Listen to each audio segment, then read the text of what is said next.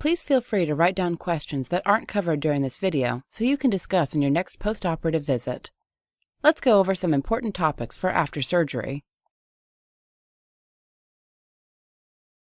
It's okay to walk indoors, outdoors, or up and down stairs. Change positions often. If you've been seated in a chair for 30 minutes, get up, take a lap around the house, then go lay down. Lay in bed for 30 minutes, get up, take a lap around the house again, and go sit. Let's start on a formalized walking program. It's easy, and walking is one of the best ways to exercise after surgery. You can start today or tomorrow. The program is easy to follow. If you can, walk outside. Fresh air, sunshine. Start 15 minutes a day and increase 5 minutes every 3 to 5 days. Your maximum walk time is 40 minutes. If you start today, walk 15 minutes today, tomorrow, and the next day, and if you're feeling well, add 5 minutes every day thereafter. We still do not want you to lift greater than 10 pounds, and we want you to limit bending, twisting, or lifting. No pools, lakes, ponds, or oceans, bathtubs, or hot tubs for 6 weeks after your surgery. If you are wearing a brace, we'll discuss the specifics of your brace after the next visit.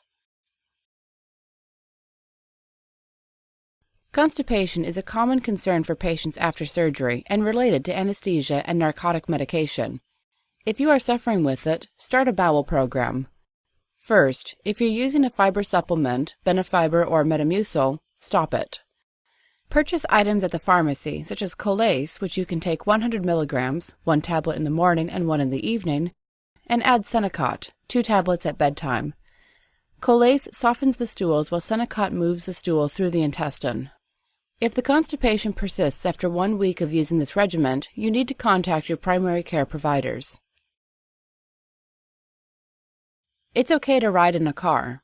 If it is deemed at your next visit that the strength and coordination in the lower extremities is sufficient, we will release you to drive. However, you are not released to drive if you are still requiring a narcotic. If pulled over under a narcotic, you may receive a DUI citation. We cannot protect you even with a prescription. We want you to shower daily, and we recommend using liquid soap. It can sometimes reduce infection with patients that use liquid soap. Bar soap is chock full of bacteria. It has E. coli and yeast, and those are enemies for your incision. If you use a back brush or a nylon sponge or loofah, put it away for 6 weeks. If you want to use something to scrub with while you're showering, use a clean washcloth every shower and dry yourself with a clean towel every time. Dry your incision first, then the rest of your body. If you have a pain management doctor, we will ask you to continue with your pain management specialist. If you do not have a pain management specialist and require more than 2 prescription refills for pain medication, we will refer you to a pain management specialist. Be careful not to drink alcohol while taking narcotics. If you are a patient that has had a spinal fusion, and again this is only spinal fusion patients, we want you to avoid NSAID for the first 6 months after surgery. These types of medication include Motrin, Advil, Ibuprofen, Aleve, Mobic, Celebrex, Naproxen, Naproxen.